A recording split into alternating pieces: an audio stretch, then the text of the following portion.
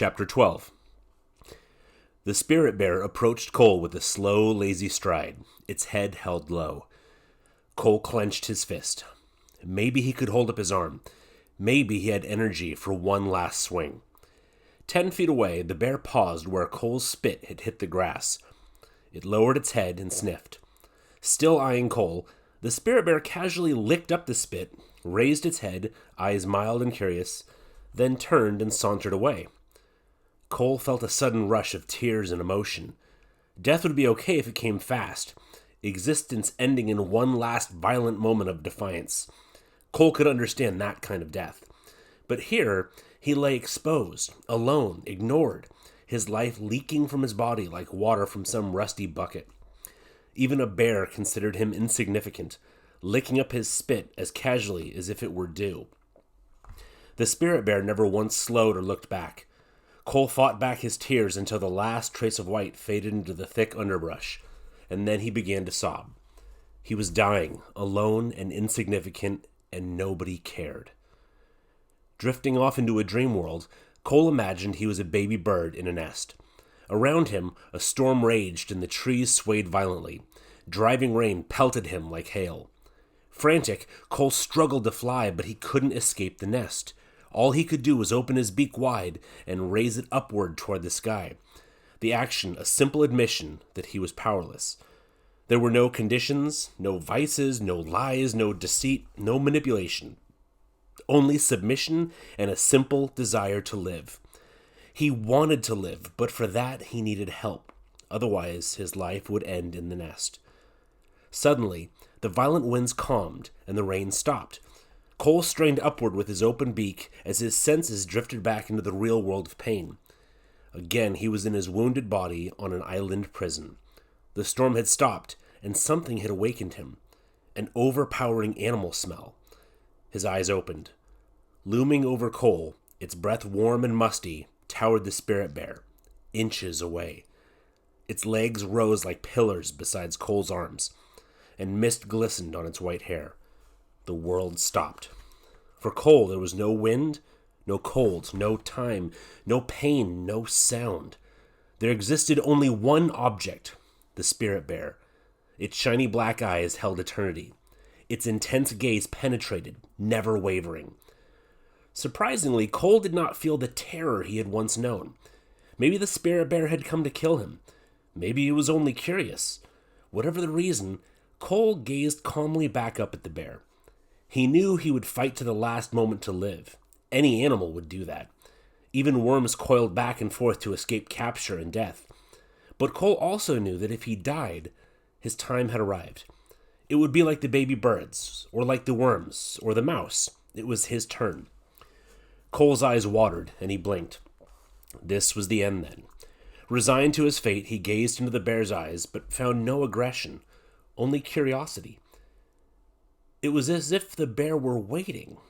But waiting for what? Instinctively, Cole gathered what little spit he could in his mouth. When the meager fluid bathed his tongue, he stopped, paused, and then swallowed. Cole did not understand why he had swallowed or what happened next. Hesitantly, he raised his left hand off the ground. As if reaching for an electric fence, he cautiously extended his fingers toward the spirit bear's shoulder. Inches away, he paused. Awareness flickered in the bear's eyes. Cole forced his hand forward until his fingers touched the bear's moist white coat. If he was going to die, he wanted to know what the animal felt like that killed him. Still, the bear remained motionless. Cole's fingers sank into the bushy white hair until he touched solid body. With his fingertips, he felt warmth. He felt the bear's breath and heartbeat. And he felt one more thing. He felt trust. But why? Already he had tried to kill the bear. He had spit at it. The bear had defied him, and he had hated it with every fiber of his existence. Still touching the bear, Cole paused. Then he drew his hand away. The spirit bear never blinked, never twitched a muscle. Only when Cole's hand again rested on the ground, only then did the towering animal lower its huge head as if nodding. A second time it dipped its head, then stepped back away. With one fluid motion, it swung around and ambled silently down toward the waterline. Cole watched, forgetting to breathe. He expected the bear to stop when it reached the shoreline, but the great white animal waded into the water and swam with powerful strokes out into the bay toward the open ocean. A thin wake spread like a giant V behind the departing creature, until it became a silhouetted speck, finally disappearing. Cole let his imagination keep the bear visible a while longer. Finally, even that image faded. Cole blinked and took a breath, as if he were awakening. Around him, the land had come alive. A clear horizon showed under a dark blanket of clouds. Reflections of blue and gray swirled in the water as a fresh breeze ruffled the spruce boughs and sent ripples along the shoreline. Seagulls screeched and squawked their way out over the bay, diving and hunting for food. Barely 100 feet away, the mother seal and her spotted pups appeared, their dog-like heads peeking out of the water. The air still carried the rotten smells of vomit and death, but also the fresh odor of seaweed and moss and cedar and salt. Vivid colors glistened wet in the bright light. A strange thought occurred to Cole. The world was beautiful. Yes, the world was beautiful. Even the wet moss and crushed grass near his hand was beautiful. Staring at the delicate patterns, he wondered why he had never noticed this all before. How much beauty had he missed in his lifetime? How much beauty had he destroyed? But the past was another time and another life that Cole could never recapture, and didn't want to. He knew only the moment, and this moment he was alive, the most alive he had ever felt. It struck Cole as odd that he should feel this way at the very moment when his body had reached the point at which it could no longer exist. Even as he stared at the moss, deep inside him the balance was shifting to the other side. Clinging to life was like hanging from a bar on the playground at school. On the playground he could hold on for a long time, but when his grip finally tired, his fingers slipped quickly and he fell. Now Cole felt himself slipping fast. He had struggled too long to hold on, his energy bleeding away. Now it was his turn to die. This thought made Cole sad, but he accepted it. He felt content. Before the end of his life, he had seen beauty. He had trusted and been trusted. That was enough. Cole's head rested on a patch of spongy moss that acted as a pillow. His pain seemed to float like a haze around his body. He closed his eyes, relaxed, and let the balance shift. And as it shifted, Cole felt himself floating upward into a cloud. Gradually, a buzzing sound gathered in his head, growing louder and louder. The sound bothered Cole. He wanted quiet now.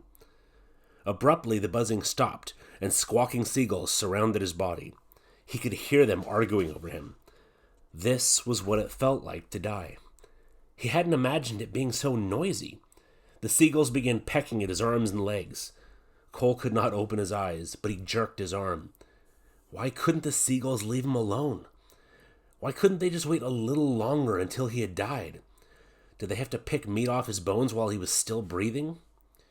Instead of stopping, the pecking grew worse. Now the gulls were pulling at his legs and shoulders with giant beaks, trying to lift him. Bizarre sensations bombarded Cole as his body was dragged and bumped across the rocks. Sharp pain stabbed through his wounds. Then the loud cry of the seagulls turned into garbled gibberish as they tugged at his shirt and shoes. What were they doing to him? Gradually, soft and warm sensations enveloped Cole, like being wrapped in a blanket. His head was tilted forward, and warm liquid filled his mouth. It didn't make sense. How could rain be warm? His head must be in a puddle with muddy water running past his lips. Or maybe it was blood. He spit out the liquid, and it felt warm on his neck. He didn't want to drown in blood or muddy water. But again, warm liquid flowed past his lips, and Cole gave in. It didn't matter anymore how he died. He could drown, freeze, or be pecked apart by seagulls. All that mattered was that the balance had changed, and now he was drifting over the edge. "Hang in there, champ! Hang in there!" a voice sounded. The buzzing sounded again, louder, deafening, like a swarm of giant bees preparing to attack. Then the world tilted and bounced. With each bounce, pain throbbed in Cole's chest. Something cradled his neck and steadied his head when the jarring grew too intense. He kept trying to push himself over the edge, but again his head was lifted, and more warm fluid flowed past his lips. "Hang with me, champ!" Cole spit out another mouthful. The sweet fluid was keeping his pain alive, allowing all the bouncing and the noise to continue, but nothing could stop it from leaking past his teeth and swollen, parched tongue. The warm fluid flowed down into his throat and brought back the cold. Chills racked his body in uncontrolled spasms.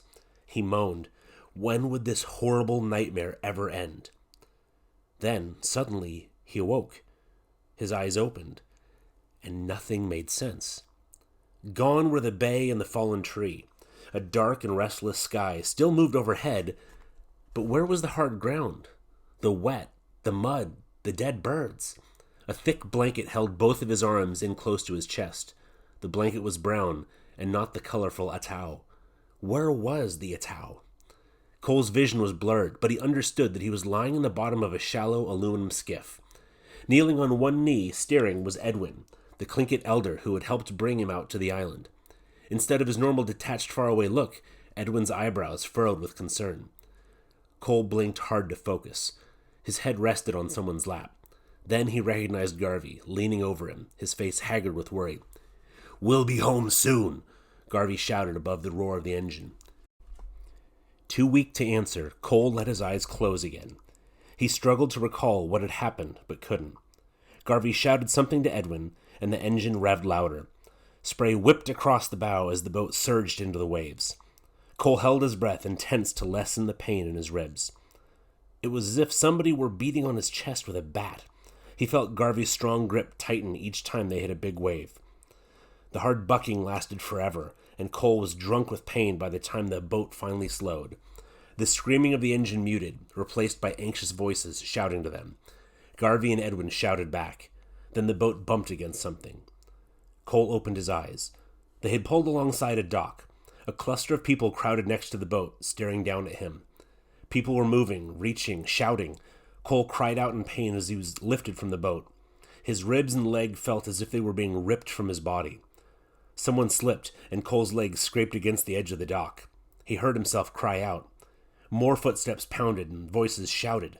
The dock swayed, and Cole grabbed blindly at the air to stop the world from moving. He couldn't take any more of this torture. It had become violent. The commotion continued. Tilting dangerously back and forth, Cole felt himself lifted onto a stretcher and carried up the dock to a waiting van. Doors slammed, a motor revved, and there was more bouncing as the van raced down the road. Cole's pain faded into delirium.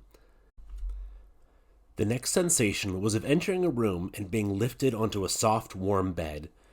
Careful hands dried him and worked his pants off. He dreamed that the spirit bear was ripping at his leg. But instead of a growl, a woman's soft voice said, "Easy, easy. You'll be okay. Just relax." Cole's uncontrollable shivers were replaced by hot sweating as a towel patted his forehead. When the commotion finally stopped, Cole lay completely spent, drifting in and out of consciousness. He felt a warm blanket being tucked in around his neck, and he opened his eyes. Where was the atau? Seeing Cole's eyes open, Edwin and Garvey stepped forward, one on each side of his bed. Edwin studied Cole. "Sure busted yourself up," he said plainly. Garvey nodded agreement. "Lightning knocked down a big tree. The branches must have hit you." Cole tried to speak, but no words came to his throat. A short, round-faced Tlingit woman crowded in beside the bed. "His wounds aren't from any tree," she said, pulling back the blanket. "Look." Edwin glanced down at the bloody red gashes surrounded by puffy, ashen skin and whistled low. "Those are bite and claw wounds." The woman nodded. "He's been attacked by a bear." Cole nodded. Fear flashed in Garvey's eyes. "I'm okay," Cole succeeded in grunting weakly. A thin smile failed to hide Garvey's concern. "Half your bones are busted, your body is swollen like one huge mosquito bite, and you're nearly starved to death. Believe me, champ, you're not okay." Cole forced a nod. "I am okay," he grunted again.